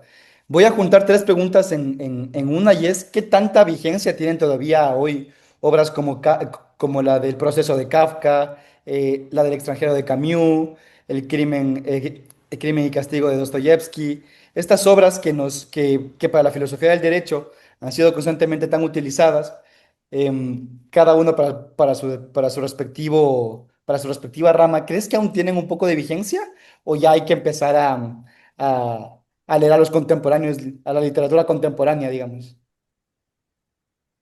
Lo cortés no quita lo valiente. La literatura contemporánea tan solo se entiende bajo el tamiz o el trasfondo de estos clásicos. La característica que tiene la literatura frente a otras artes, por cierto, es que suele ser más pasadista, suele mirar más al pasado inevitablemente, porque la herramienta con la que trabaja es una herramienta que no está tan sometida a cambios tecnológicos como puede pasar en las artes plásticas o en las sonoras o en las escénicas, donde pues, la tecnología de la electricidad cambió el juego del teatro, o el cine depende obviamente de factores productivos y económicos. Sin embargo, la literatura, su carácter gratuito hasta cierto punto, y su popularidad en el sentido de que es un arte que nos viene casi de serie, porque al fin y al cabo todos hemos contado alguna anécdota, todos hemos dicho algún adjetivo de más con una función lírica, todos hemos expresado alguna idea. Entonces ahí están los tres géneros canónicos, ¿no? Del ensayo, la lírica y la narrativa. Bueno, para mí obviamente Kafka, Dostoyevsky y Camus, pues son tres autores como la copa de un pino. Y no sabía yo que se utilizaban tanto en filosofía del derecho, pero me parece fantástico. Algunos, Pío Baroja, quiero recordar que empezó a estudiar psicología y se cabreó, pensando que, en fin, que lo que dicen los cognitivistas y los conductistas de su época, pues no llegaba ni a la suela de la psicología que estaba en ejercicio y a veces hasta teorizada en un Proust o en un Stendhal. Entonces sí, mm, no se me ocurre ahora muy bien qué tipo de aplicaciones tendría para la filosofía del derecho, pero yo considero que en la literatura hay un montón de ideas y que, y que la filosofía también forma parte de la literatura fantástica, como dijo Borges, en cierto punto. Sí, yo donde veo que puede haber más aplicación es como tú dices, en este choque entre derecho y psicología. ¿Por qué? Porque, por ejemplo, hay una obra de Kafka, bueno, hay muchas obras de Kafka que están recogidas como en libretos de estos manuales que su mejor amigo publicó sin que él, sin que quisiera el propio autor. Pero en uno de estos, por ejemplo, en una que se llama, hay un cuentito que nunca terminó de escribir y tiene de hecho tres versiones es, seguramente lo conoces, es Preparativos a boda de campo. Ujú. Sí, es muy curioso porque, bueno, es de un tipo que básicamente se va a casar, pero le da mucho peso mental. Cuando él escribe esto tenía 24 años. y es básicamente qué pereza que me da casarme, qué pereza que me da vivir en este mundo. Quisiera ser un coleóptero, que es el género de los escarabajos. Quisiera ser un escarabajo para que mi exoesqueleto se vaya a casarme por mí, a casarse por mí, a hacer todas las tareas que tengo que hacer y yo quedarme en mi casa desnudo sin hacer nada más que a dormir y contemplar todo. Entonces, si te das cuenta, ahí está como que la base de quizás de la metamorfosis, ¿no? Ahí estaba empezando a ver esta enajenación, el tema del yo, es la separación del cuerpo, aunque, aunque bueno, en metamorfosis termina habiendo una metamorfosis, una conversión completa a... Yo creo que no es un escarabajo, yo creo que es directamente una cucaracha, pero ahí hay mucha aplicación, creo yo, entre cómo la sociedad te termina convirtiendo en un loco y cómo esa sociedad te termina convirtiendo en un loco no solo a través de cómo te tratan, sino de cómo te tratan las leyes, cómo te tratan los documentos, cómo te tratan los procesos, los objetos sociales o los documentos, como diría Ferraris. Y creo que ahí quizás hay mucho, mucho que tratar en torno al derecho y la psicología del derecho, criminalística y todo esto. Por recomendar una autora contemporánea, hay una autora nacida en Madrid pero que vive en Sevilla, que se llama Sara Mesa, hizo un pequeño librito para anagrama que se llama Silencio Administrativo. Esta Sara Mesa, que había sido funcionaria en algo del ayuntamiento o de la autonomía de Andalucía, intentó ayudar a una vagabunda a conseguir una ayuda que se había creado específicamente para vagabundos. Pero en la ley, para pedir la ayuda a los sin techo, tenías que aportar un domicilio. Bien. Entonces, hay una especie y el silencio administrativo es que es como incluso alguien que es funcionario, que está formado en el derecho y que participa del entramado administrativo, no es capaz de conseguir que llegue la ayuda a las personas a las que va dirigida porque el propio procedimiento, la cáscara, se come al huevo. Ajá. Y esto es verdad que muchas veces se ha comentado cómo el lenguaje del derecho, cómo se usa en el ámbito de habla hispana, es ridículo, es absurdo, porque tiene esta herencia de la escolástica nuevamente, donde las frases, para no dejar ningún hueco, ningún punto flaco, ningún loophole, que se dice en inglés, pues se construyen unas frases en gerundio, con 40 subordinadas, párrafos enteros que son una única frase, ininteligibles. Sí, una Eh, locura. yo yo doy gracias a Dios por haber inventado a ChatGPT, porque es el único que ahora entiende esto. Y yo cada vez que tengo que echar un papel de la administración, le pido al chat que me lo explique en lengua mundana, porque, madre Sí. mía, hay muchas quejas por parte, sobre todo, de extranjeros del mundo anglosajón, donde hay una práctica, por lo menos de acercamiento de cara al público cuando se ofrecen unas ayudas, pues que esté, aunque por detrás haya unos fundamentos del derecho más estructurados, pues que eso esté en una pestaña aparte, pero que no tenga que yo, por ejemplo, cuando tengo que buscar las plazas de la universidad, comerme 40 folios de pura morralla, de corte y pega administrativo, y la información que a mí me es relevante no es si Fernando VII firmó un tratado conforme al cual las universidades tienen derecho a contratar nuevos profesores. Es que hay un autor peruano, que a ver si me viene ahora mismo el nombre, Escorza, Manuel Escorza, que tiene una tetralogía sobre los Andes, empieza con Redoble por Rancas, y el segundo o el tercer libro es un libro en el que un pueblo indígena está reclamando sus derechos de propiedad sobre un territorio contra unas constructoras o extractoras de petróleo o algo así, o minería, y resulta que el documento que les garantiza la propiedad es un documento de concesión del rey, del último rey de España, que dijo, eso es vuestro, ¿no? Ajá. Entonces, hay muchas veces que te asombras Lo del derecho es una cosa maravillosa, ¿no? Esto de que no sé si será un bulo, ¿no? De que al final, en términos de titularidad, la totalidad de la Gran Bretaña es propiedad de la reina, ¿no? Aunque está el usufructo cedido a los particulares. Entonces, bueno, por eso hay mucho aspecto como medio metafísico y abstracto en el derecho que le vincula tanto con la filosofía, obviamente. Ujú. Sí, sí, sí. No, y aquí en Ecuador particularmente yo, que por la carrera he tenido que ir a audiencias, ¿Ves que la teoría del caso de cada abogado es prácticamente una hermenéutica? O sea, cada quien te ofrece una hermenéutica. Y eso es. Y a la final los casos se terminan resolviendo por la interpretación de cada uno en la interpretación del juez. Es lo que Sí, no, termina, lo es, que se pues es que termina eso es resolviendo. fundamental. Volvemos a lo mismo. Igual que no hay canción sin la interpretación del instrumentista o del cantante que pone voz o que pone sonido a lo que si no son manchas de tinta en un papel, si no fuera por la aplicación y la interpretación del jurista concreto, del abogado o del juez, la ley no existiría. La ley no es lo que pone en el papel. La ley debe, por encima de la letra de la ley está su espíritu, obviamente. Entonces, en ese sentido, otra vez la filosofía del derecho no puede ser sino espiritualista hasta cierto punto. Cree en la eficacia de la palabra en su carácter performativo. De hecho, lo que me sorprende es que haya tantos. De hecho, es casi como una especie de corrección. Es muy curioso. Casi por corrección de ese natural constructivismo del derecho, hay tantos filósofos que son naturalistas, que buscan que no les basta como esta apariencia fenoménica de que el derecho casi se crea a sí mismo y es una especie de rueda que una vez echada a andar, pues no para. Sí, por ahí iría. Eso es una observación interesante que podríamos hacer. Sí, sí, no, y de hecho Ecuador es uno de los países que tiene las constituciones más largas. Pues, una constitución del 2008 que, bueno, la hizo Rafael Correa, ¿no?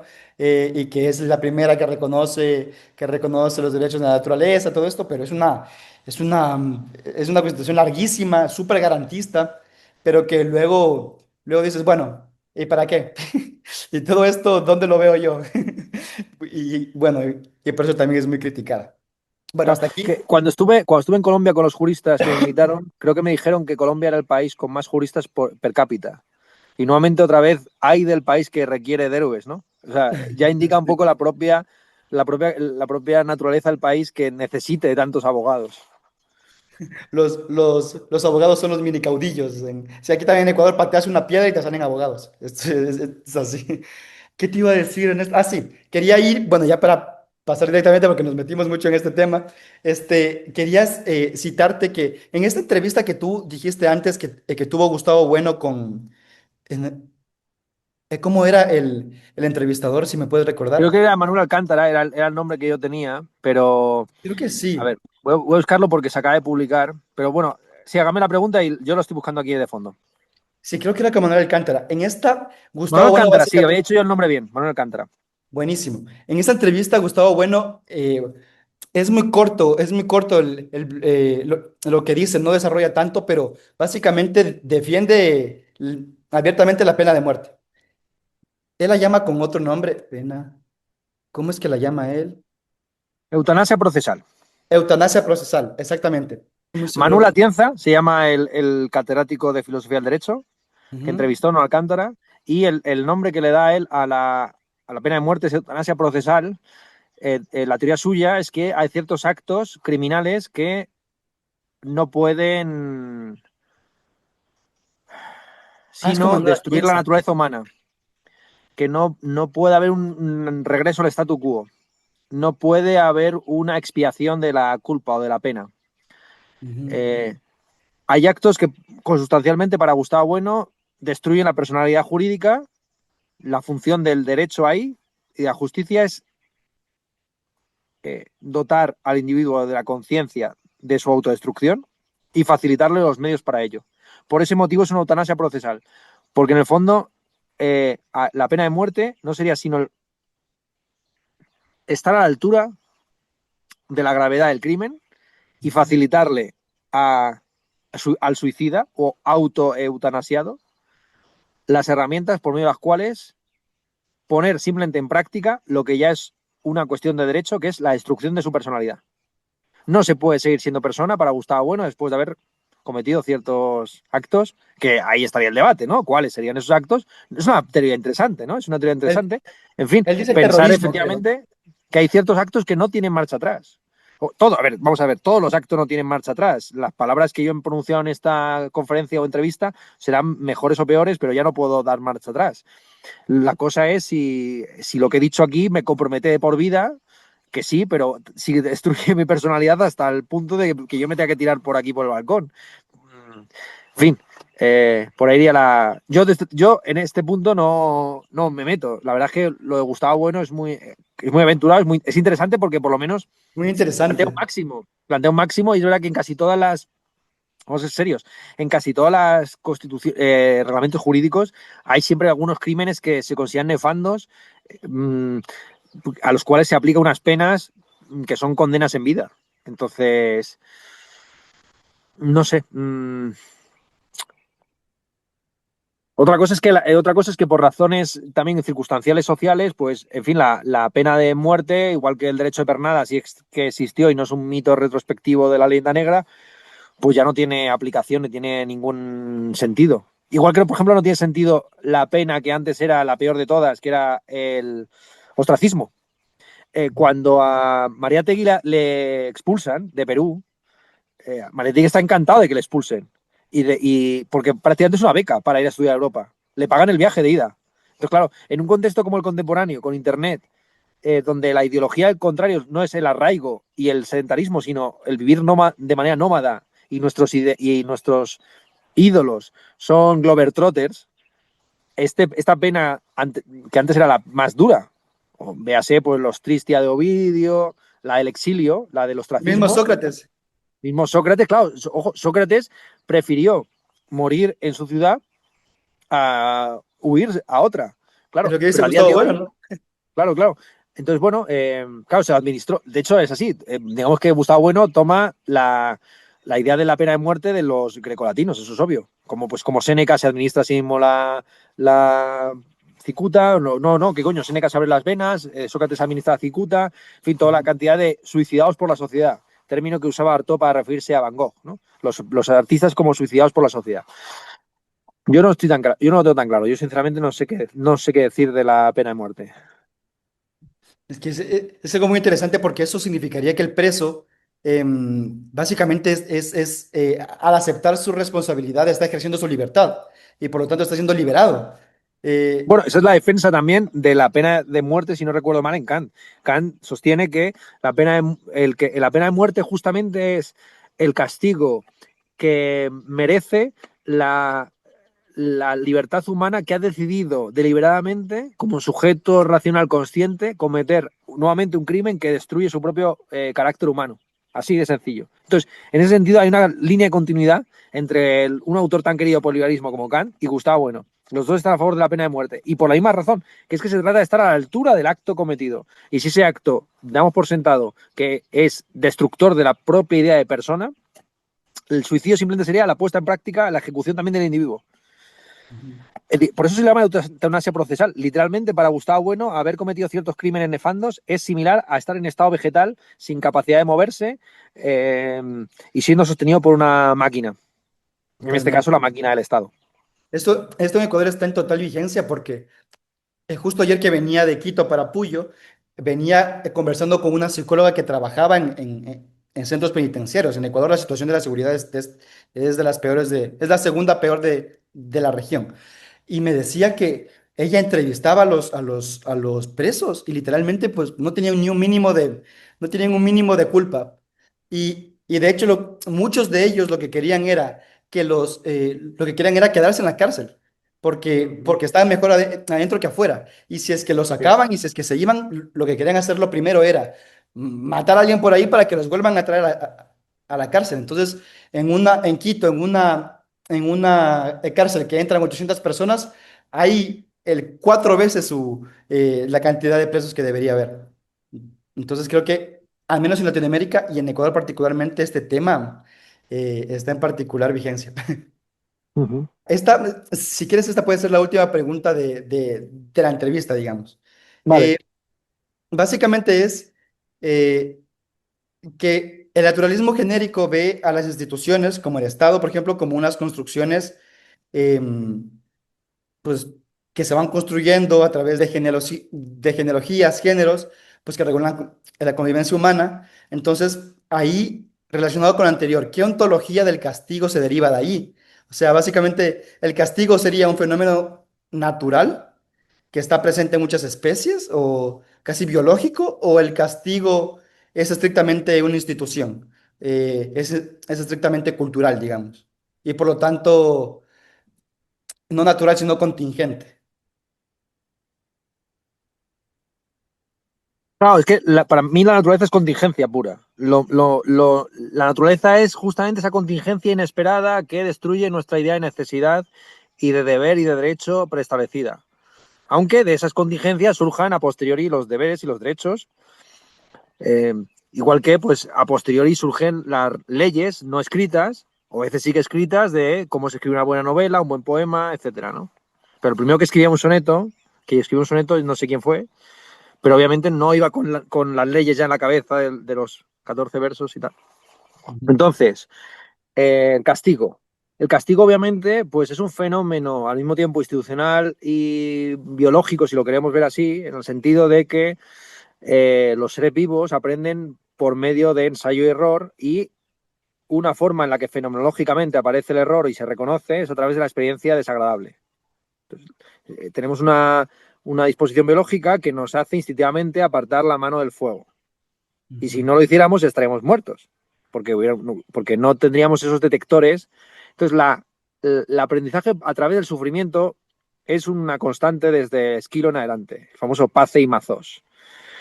Para Esquilo, la justicia, el orden cósmico, permite, avala y incluso se reproduce a través de la injusticia.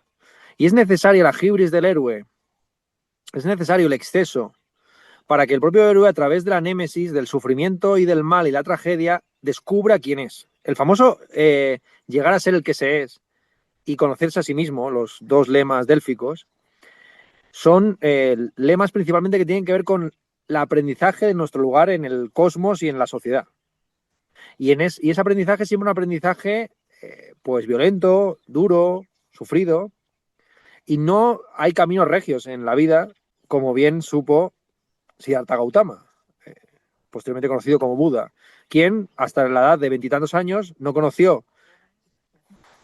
Bueno, pequeña intervención inesperada, ¿no? Había una ventana, esto es como un cuento de Chekhov. Hay una ventana, tiene que salir alguien de esa ventana, ¿no?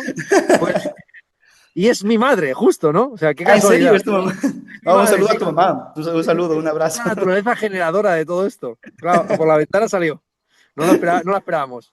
Bueno, volviendo a donde estábamos, eh, sí, era eso, que el castigo, ¿no? Entonces, al final, la educación es un castigo. Quiero decir, qué es la educación en el fondo? ¿Qué son los aprobados o los suspensos? Es el mecanismo por medio de los cuales los viejos se reproducen mentalmente, se convierten a sus alumnos en hijos mentales o cognitivos, y buscan implícita o explícitamente, incluso los más liberales y tolerantes y abiertos, trasladar una serie de valores por medio del ensayo y el error, y del castigo o la recompensa. Es así. Entonces, el ser humano aprende por la mímesis, pero también por catarsis. Y la catarsis está asociada al temor, a la compasión, al ponerse en el lugar del otro, y obviamente hay un componente, eh, cuando se pone una pena elevada, de disuasión. O sea, hay un componente obviamente disuasorio de la pena.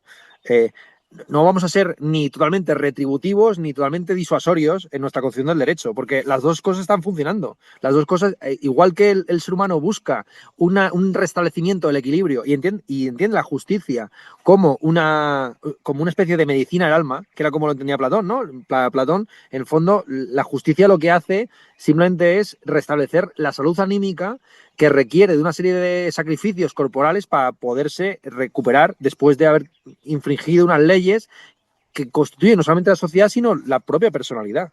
Entonces, este asunto de la justicia como medicina del alma es clave, ¿no? Pero bueno, obviamente esto se modula institucionalmente, y cada sociedad entiende, volvemos a lo mismo, que hay ciertas cosas que son penosas y otras no. Entonces, en el siglo V, que te expulsan de tu ciudad era lo más penoso que podía pasarte. Era peor que estar muerto. ¿Bien? Porque era seguir vivo entre ajenos, fuera de cualquier diálogo con tu familia, con tus íntimos, con tu entorno inmediato. Voy un momento a enchufar el ordenador, que está quedando sin batería, y efectivamente aquí ya está apagándose poco a poco la luz natural. Bueno, por ahí iría mi respuesta a la última pregunta. Buenísimo. Sí, y justamente de allí viene, creo yo, el idealismo de estos abolicionistas penales que creen que no debería haber un derecho penal, pero claro, si eso sucede, pues la sociedad básicamente sería un caos. Yo te quería hacer una pregunta que para mí es una curiosidad y es ¿cómo llevas el hecho de ya no publicar cosas en YouTube? Porque llevas un montón de años, bueno, ya no, ya va a ser para un año y poco más que no publiques nada en YouTube, aparte de este clip que nos mostraste que ahora eres un católico empedernido y todo esto. Esto tiene que ver con este espíritu que muestras ahora en este nuevo artículo que nos enviaste, en el que te estás alejando de esta institucionalidad, de lo académico, em, o, o va por otras vías, es por No, otra a ver, cuestión. hay cosas que tienen un ciclo y ya. Estuve 10 años en YouTube, lo que hice es mejor o peor, está hecho y poco más podía hacer. Al final, el tipo de contenido que se puede subir a una plataforma como YouTube con sus algoritmos, con su retención de audiencia, pues es lo que es. Y para seguir repitiendo conferencias divulgativas sobre Kant, Hegel, Wittgenstein, yo sé más ahora de Kant, de Hegel, de Wittgenstein y de cualquiera de los autores de los que hablé, y con 20 años, con 20 y pocos. Yo empecé a dar clases con 25 años, ahora tengo 36. Entonces, obviamente, pues mis ideas sobre muchas cosas han cambiado. Y no por ello reniego de la versión previa a la que llegué en un momento dado, a veces con muy poco tiempo de preparación, porque usted cuenta de que en la gira filosófica mexicana yo llegué a impartir 11 conferencias en un mes. También era así de loco y de audaz, ¿no? En fin, era un poco aquellos años en los que iba a México a aplicarle México a los mexicanos, ¿no? Esperemos que la ventaja de la gira filosófica ecuatoriana que montaremos, espero, en un futuro, espero muy lejano, es que yo ya no voy con pretensiones de enseñar. También eso es una cosa importante, ¿no? Que yo ya, al buscar construir un sistema, tampoco voy buscando crear una escuela, ¿no? Porque ahí, como usted sabe, en el debate sobre el Imperio Español, en la relación entre religión y política, estaban las posiciones de los imperialistas que pensaban que había que usar la religión instrumentalmente para la expresión del imperio, y las posiciones, digamos, de la clerigalla, que pensaban que no, que el imperio es un camino hacia la espiritualidad. O sea, resumieron en dos frases: sí, había que ir a Dios a través del imperio, o había que ir al imperio a través de Dios, ¿no? Y no sé por qué mencionaba esto, la verdad, pero bueno, o sea, me ha venido esta inspiración de pronto, me ha venido esta inspiración de lo del imperio y lo divino.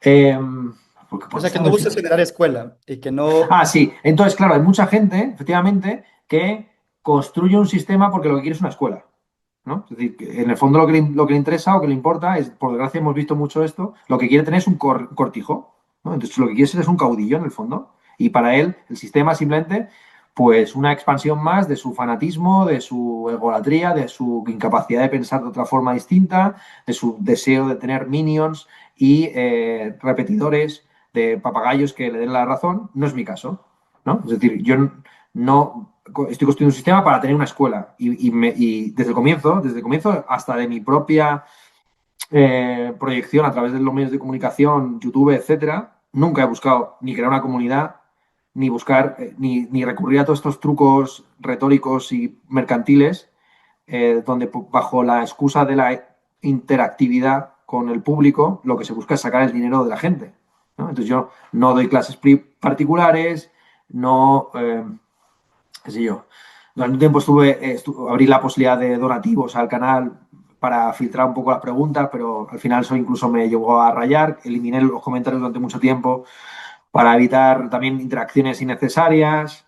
Entonces, ya está, yo simplemente he ido subiendo un contenido sin tampoco esperar ninguna repercusión. También eso es otra cosa, ¿no? Que hay mucha gente que se obsesiona con buscarlo interlocutor, con, con tener su grupo, con crear su escuela, porque lo que buscan también un poco es el calor del rebaño, el calor del establo, que decía Nietzsche. A mí no, es que a mí yo estoy encantado en mi esquinita, todo lo solo que quiera estar. No tengo tendencias. socializantes, ni voy a los sitios para que me dé la razón. Entonces, bueno, por ahí iría un poco También es una cuestión de carácter, ¿no? Esto es una cosa muy de Fichte, ¿no? De que la filosofía que suscribes de alguna forma refleja el tipo de persona que eres y que hay caracteres que están asociados a tipos de... Entonces, una filosofía como la que yo estoy elaborando, que le da tanta importancia a la espontaneidad, a lo nuevo, a lo inesperado, a lo contingente, a lo arbitrario y a lo genial, pues es normal que escape precisamente de todos estos mecanismos simplemente de reproducción del statu quo y de mantenimiento de unas verdades establecidas. Pero vamos, yo llevo yendo contra academias, contra la academia realmente existente, pero en nombre de la academia real, que es la de Platón. ¿No? Es decir, la academia como un lugar de debate, de intercambio de ideas, de polémicas, donde hay una formación de partida, una barrera de entrada para que no se esté hablando de tonterías, pero una vez dada las condiciones de un debate entre gente que más o menos tiene un nivel, pues que cada uno diga lo que le dé la gana.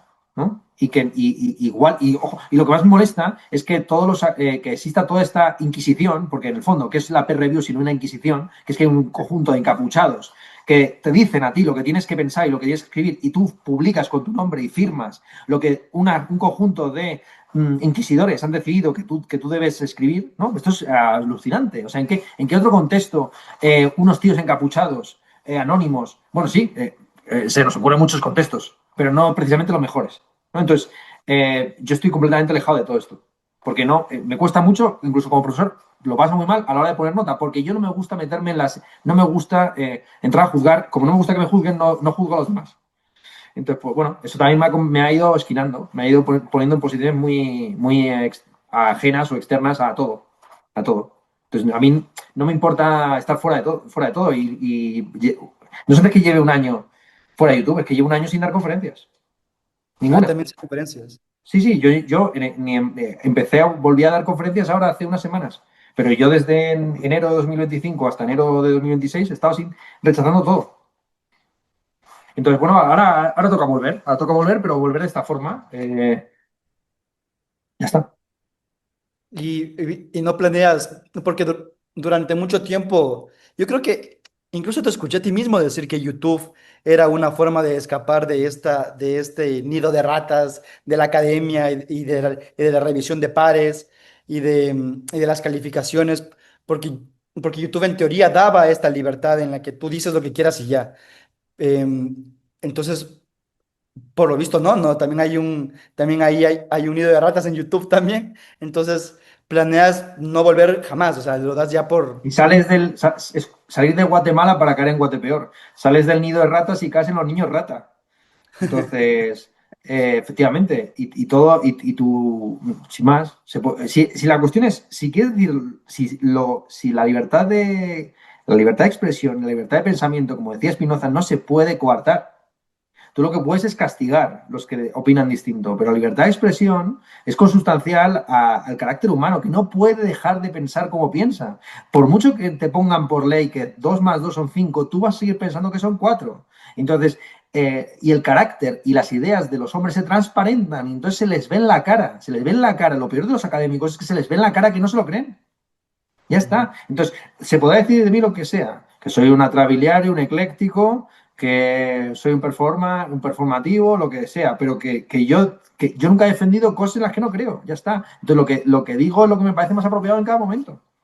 Obviamente, me parece muchas veces muy apropiado la ironía, pero también le parecía toda la historia de la filosofía, hasta que nos pusimos mega serios y académicos pensando que éramos científicos, el uso de la ironía para la destrucción de los mitos y de los lugares comunes del presente. Porque el ataque frontal a muchas de las tonterías que se piensan hoy día conduce a unas peleas, unos dualismos, unos antagonismos de la leyenda rosa versus la leyenda negra, por ponernos en un ejemplo que conozcamos todos, que son absurdos, porque ambas partes tienen obviamente su razón. Y la gracia de la ironía es poder decir una cosa y la otra al contrario, y ver los límites también de lo argumentable, sin más. Sí, Pero sí, que no vuelvo, que en principio yo no vuelvo a YouTube. De todos modos, da igual, es que la libertad, ¿para qué? Si la cuestión es, tú no puedes escapar, ese famoso nido de ratas no llega más allá de una cierta alcantarilla, pero en su territorio, obviamente, juegas con tus reglas.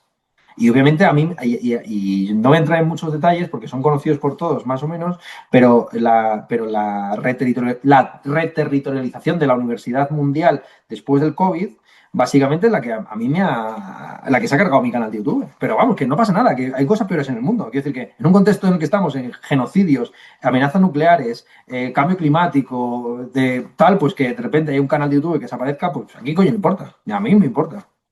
No, no, hay gente que ha llorado, ¿eh? Yo conozco un par de personas que han llorado por la partida de Ernesto Castro de YouTube. Pues Y, nada. y que lo único que hacen es sacar conclusiones de lo poco que se puede ver o de las entrevistas como estas que nos das a estudiantes y gente que quiere sacar sus canales, pero que tú apareces por ahí esporádicamente diciendo cosas y por ahí se arman Me parece teorías. bien, en el fondo es así. Quiero decir que esto era, es la trayectoria de todo profeta que no está armado. O sea, precisamente el profeta si quiere crear iglesia tiene que estar armado. Y yo he ido con un profeta desarmado porque no tengo poder coactivo para nada. Para nada. O sea, entonces es normal que al final si usted se fija, casi todas las entrevistas efectivamente me las han hecho estudiantes.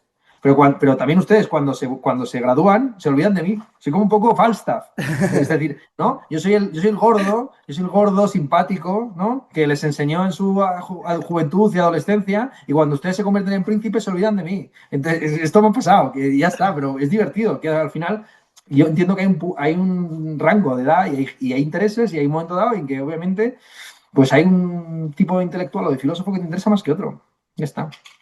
Ujú, No entiendo. No, importa ser el filósofo de los postdoc, ¿sabes? Sí, quiero decir, el filósofo de los que están en el límite entre haber terminado la carrera y conseguir un puesto de trabajo, y ya cuando consiguen el puesto de trabajo se dedican simplemente a repetir la voz del amo, ¿no? La voz del proyecto de investigación, la voz de la línea del departamento, la voz de lo que ellos mismos han hecho en su tesis doctoral. Es que no me importa, al final yo estoy más próximo, efectivamente, y me siento más identificado con ustedes, con los estudiantes que están haciendo todo el trabajo, en el fondo, porque en la universidad contemporánea es asombroso cómo el grueso de la investigación lo realizan chavales entre los 22 y los 30 años, y todo lo demás no es sino un conjunto de paperiología administrativa, firmas, cartas de recomendación, estancias académicas que son casi como medio vacaciones. Y pido disculpas que tenemos un profesor delante, pero bueno, él podrá por la cara que pone, no parece discrepar. No decimos su nombre, no vaya a ser que le metamos en problemas, ¿no? Pero vamos, Es verdad, es que verdad. estamos en estas. Entonces, no sé, yo vuelvo a lo mismo que no estaba el profesor presente cuando lo dije, que es lo más curioso del mundo de la papirología administrativa actual, es que es una iglesia sin fe, en la que nadie de los feligreses, ni de los sacerdotes, ni de los que llevan el cotarro, cree en ello. Todo el mundo lo asume como una especie de factum inevitable, pero no fue así durante muchos años y puede perfectamente volver a darse marcha atrás. Pero bueno, hemos aceptado esta injusticia, que a mí me parece tal cual, ¿no? Que al final la gente que tiene más edad, que podría dar más de sí en términos de investigación, por la propia estructura de la universidad, sea simplemente expendedoras de cartas de recomendación Y de firmas, y de... y de firmas. ¿Está? O sea, a partir de los 30 años te dedicas simplemente a firmar cosas y a publicar artículos en sospechosas coautorías con tus con tus alumnos. doctorandos y becarios. Entonces, es que es un canteo. Sí, sí, y sobre todo, por ejemplo, en ciencias políticas pasa mucho que, bueno, en todas las ciencias sociales que requieren de estadística pasa que son los estudiantes que están ahí picando piedra, minando datos, y luego, ¿por qué? Porque, claro, porque este profesor me conviene publicar con él porque yo también quiero ser académico y quiero entrar a la rueda, ¿no? Esto es ¿No? muy común. Y el artículo que se envié, claro, yo me pagan un viaje a Bélgica, todos los gastos pagados, el hotel, etcétera, para meterme en una sala con 8 personas, de las cuales 4 o 5 están con el ordenador respondiendo a correos. Y claro, entonces la pregunta es, ¿qué es la ciencia, no? O sea, ¿esto qué es? Es como que nos reunimos, no sé, o sea, ¿esto qué utilidad tiene? Para nadie. Simplemente es el papelito. O sea, solamente estamos haciendo esto para terminar como el pescador famoso de la parábola, que tan solo trabaja 5 horas al día y el resto lo pasa con su nieto. Que llega un tipo y le dice, pero hombre, ¿cómo eres tan vago? Si en vez de trabajar 5 horas, trabajaras 10, podrías montar comprarte un barco más grande ¿Y eso para qué? No, pues para algún día montar tu propia compañía pesquera. ¿Y eso para qué? Pues para algún día salir en bolsa. ¿Y eso para qué? Pues nada, para extenderte a otros países. ¿Y eso para qué? Pues para cuando tengas 70 años, jubilarte, volverte a tu pueblo e irte a pescar con tu nieto solamente 5 horas al día. Claro, Claro, claro. entonces al final el punto de partida es el punto de llegada. Es el mismo. Claro, o sea, si ustedes piensan en el ideal, o sea, fíjense en los académicos más consolidados hoy día. ¿Algunos de ustedes querrían ser ellos? Ojo, porque hace unos años, no sé cómo está la situación en Ecuador. Yo creo que, ojo, yo confío mucho en precisamente estos en países como Ecuador o México o Argentina, donde quedan todavía maestros. Es decir, gente que no está metida en el circuito este de la rueda. Pero cuando van por ahí, salvo 4 o 5 figuras que son muy mediáticas y que todos conocemos y nos gustan, ustedes van incluso universidades muy buenas y el pope allí de turno es alguien que se ha pasado 40 años comentando un parágrafo de Hegel, ¿no? Y que habla siempre para 4 o 5 enterados que solamente están ahí porque quieren una beca. Y la pregunta es, ¿ustedes querrían ser eso cuando sean mayores? Pues yo no. Yo, obviamente, me metí en la filosofía y mis maestros y todos los referentes no eran esos. Esos maestros están acá. Pero bueno, quiero decir que al final existe otra gente. Yo, o sea, como yo no soy yo el único, he conocido más gente en la línea que yo tengo. Pero claro, estamos todos, obviamente, somos la comunidad inconfesable que de la que hablaba Blanchot. Es decir, somos en fin, cada uno, precisamente por nuestro carácter, pues no hacemos piñas, sino que cada uno va por su cuenta y no busca la validación ajena. Ujú, ujú. Pero Sí, bueno, sí. que o sea, no es trágico en ese sentido, hasta gozoso. Para mí la tragedia es la otra. Para mí la tragedia es la del que tiene el éxito mundano, pero literalmente, como dice el Evangelio, ¿no? ¿A quién le sirve el hombre conquistar el mundo si vende su alma? Entonces, esa gente que ha vendido el alma, que ha perdido el alma, pues para ellos toda la peca, para ellos todas las cátedras, para ellos todas las ayudas del Estado. Es que yo me quedo en mi casa estudiando y lo prefiero, porque y si no quiero, no leo tu paper. Y la movida es, por mucho que te pongas con todo tu sistema inquisitorial, nadie te va a leer. O sea, no hay que obligar a la gente a leer a García Márquez. No hay que la gente lee a García Márquez sin que lo obliguen. Sin embargo, ustedes me dirán si se leerían ciertos papers de ciertos académicos si no tuvieran que estar en ese sistema de la DOUDES, intercambio de citas, participación en redes de investigación, etcétera. Entonces, bueno. Sí, sí, sobre todo en la edad en la que nosotros estamos, mm, yo particularmente y amigos míos hemos notado esa necesidad de, es que tengo que lograr algo en la vida, tengo que elegir un camino, tengo que leer todo lo posible, tengo que sistematizarlo todo, tengo que tener todos los artículos y tengo que tener todo el conocimiento del mundo y es un poco agobiante. Y, y sobre todo, por ejemplo, yo entré a la universidad, como te conté en el correo, entrando con una carrera, luego me cambié a otra, busqué otra, y bueno, ahora me gusta la filosofía y quiero seguir por esa vía para poder opinar de temas que me interesan, y ya está, y quiero también alejarme no sé, de ese peso mental también. Y me alegra mucho que tú hayas salido de esta, bueno, hasta cierto punto, porque claro, la realidad nos envuelve, pero que hayas logrado salir hasta cierto punto de eso y bueno, también, por ejemplo, en muchas conferencias tuyas recomendabas la lectura, por ejemplo, de Ortega y Gasset, que yo me puse, por ejemplo, a leerlo en serio últimamente y nada, básicamente decía lo que le daba la gana y es la filosofía que estoy intentando llevar a cabo. Y esto me hace conectarlo con mi próxima pregunta, que tampoco te quiero quitar mucho tiempo, ¿no? No sé si ya te queda poco tiempo o algo. Sí, yo creo que esta sería la última, o una más si quiere Lucas, pero yo creo que ya estaríamos. Sí, sí, porque ya llevamos aquí unas horas. No sé, Lucas, si tienes alguna pregunta hasta este punto. Ya, buenísimo. Creo que voy a tener que editar esto para que no salga el nombre de Lucas por si acaso. Pero bueno, mi última pregunta es a lo mejor muy abierta. Yo ahorita me encuentro escribiendo una metafilosofía, digamos. Quiero como básicamente marcar las condiciones bajo las cuales, o los límites que me permitan poder estudiar a los clásicos, poder estudiar a los presocráticos y poder seguir, no sé, principalmente leer, pero sin tener que sacrificar, digamos, en mis creencias.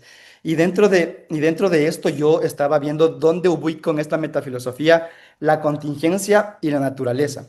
Y luego Lucas Lucas tiene un poema y en una parte, un libro de poemas, y hay una parte en la que se dice que la contingencia está en la percepción. Y a mí esto me chocó un montón y lo sé, y lo sé para la metafilosofía que estoy escribiendo, que es básicamente ubicar a la contingencia en la percepción y a la naturaleza como lo real. Entonces, Bueno, bueno. básicamente, no sé qué opinas de esta idea. Lo real sería la naturaleza, ¿no? Lo que es el todo, no sé si es infinito, finito o no, pero lo real. Y luego la realidad sería como esta unión de percepciones y esta unión de contingencias que poco a poco se va acoplando a lo real.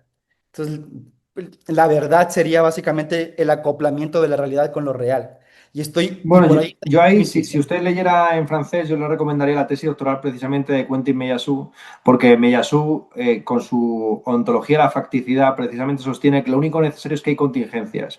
Y su tesis es un poco la opuesta a la que usted sostiene, en el sentido de que entiende que justamente lo real es lo contingente. Y mi posición es la misma, que en el fondo la naturaleza es lo contingente, que la contingencia no está en la percepción. La percepción, de hecho, es necesaria. Dadas ciertas disposiciones organolépticas, tan solo podemos percibir tal espectro visible, tal espectro audible, y es necesario que, dada cierta longitud de onda, se vea rojo, amarillo, verde, etcétera. Otra cosa es que no se pueda reducir las propiedades secundarias cualitativas a las ecuaciones que describen las ondas del campo visual o del campo sonoro. Bien, la posición en la que está usted es un poco al final el dualismo cartesiano o moderno, en el que efectivamente hay una realidad cuantificable que se caracteriza por el movimiento y la extensión, que es corpórea, y luego está esta subjetividad que puede variar contingentemente y, bueno, o sea, es una posición que se puede desarrollar y yo le invito a que lo haga. De hecho, bueno, precisamente Ferraris con su Exacto. estética general, la estética general que intenta construir Ferraris va un poco por esa línea. Eh, a ver, yo trato de la percepción, he hablado de esos temas bastante a menudo y en mis cursos de estética, de cara un poco a lo primero que pueda publicar de mi sistema, que obviamente será sobre la estética, pues se habla mucho también de la nosología inferior, de la teoría del conocimiento a través de la percepción sensible. Y yo hay otro texto que le recomendaría a usted, pues son los tres trabajos de Alba Noe. Alba Noe es un, como suena, es un profesor estadounidense que se dedica a la cosa de neurociencia y que empezando por una crítica a el cerebrocentrismo y la percepción de que toda la sensibilidad y el sentimiento depende de nuestros órganos situados más o menos en la cabeza, esta idea de que somos nuestra cabeza, ¿no? Somos el cerebro más los órganos que lo rodean, empezó poco a poco a darse cuenta de que nuestra percepción sensible depende de las realidades tecnológicas que nos rodean, que nuestra conciencia y nuestra mente no están aquí, sino que están mediadas a través de dispositivos técnicos, que la tecnología crea percepción, que es la teoría también mía, ¿no? No existe el azul hasta que no se puede sintetizar el azul. Por eso para los griegos clásicos, antiguos, el verde y el azul son el mismo color. Sin embargo, para los griegos bizantinos, que ya existe la separación técnica, industrial, bueno, artesanal en ese momento, del verde y el azul, existe el verde y el azul y los dos partidos más fuertes de la revuelta de Nique contra Justiniano son el verde y el azul, los dos partidos del hipódromo. Entonces, ese es el verum ex factum, básicamente, la verdad como facticidad hecha por el ser humano. Esa es la teoría de Piccola Mirándola, ¿qué te iba a decir? No, Piccola Mirándola no, perdón. De... Ay, bueno, en fin, muchas horas hablando y ya empiezan a bailar los nombres, ¿no? Pero bueno, total, que es interesante lo que plantea y le recomendaría principalmente sobre todo lecturas para entrar en diálogo con autores que tienen la visión opuesta. Alba Noe y Miyasu. Miyazu. Sí, sí, sí, porque solo los tenía leídos un poco a Grant y, ajá, y a Ferraris, un poco, ajá.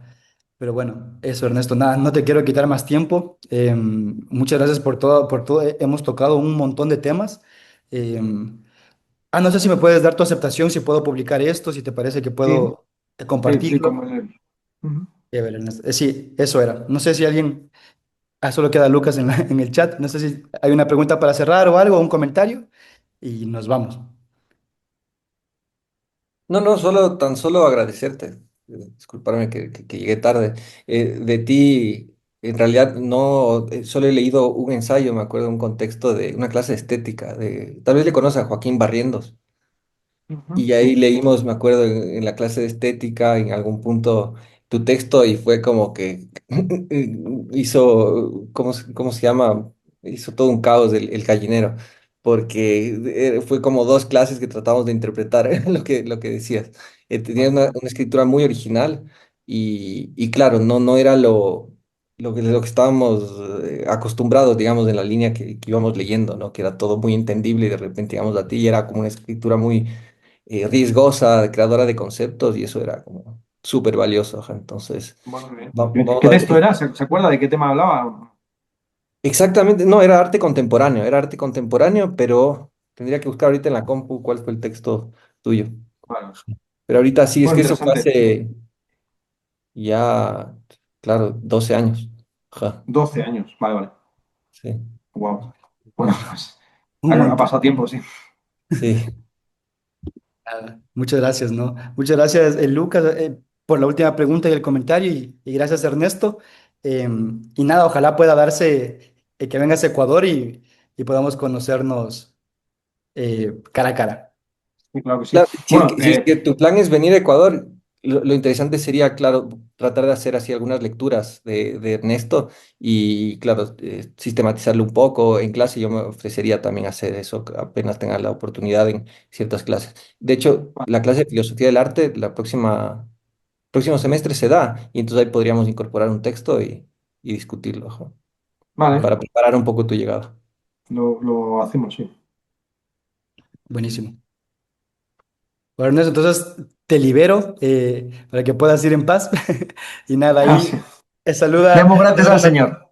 Sí, hoy que andamos católicos. Y En nada, este caso, al señor Don Roger, que nos da la dispensa, ¿no? ojalá, ojalá. Nada, Ernesto, ahí ya mismo es el Día de las Madres, al menos aquí en Ecuador, el Día de la Sí. Madre. Entonces, nada, Un te saludo digo, a la señora que salió de la ventana, ¿no? Claro. sí, te parece, lo voy a cortar esa parte para que no salga tu mamá Bueno, en sí, teleconferencia. lo podemos poner. Bueno, usted haga lo que quiera, quiero decir que al final es el riesgo de. Edítelo como le dé la gana. También la popularidad del vídeo depende también de este tipo de cortes, supongo. Bueno, pues nada, un gusto y nos vemos en la próxima. Esperemos que en Ecuador. Hasta luego, chao a Venga, todos. chao.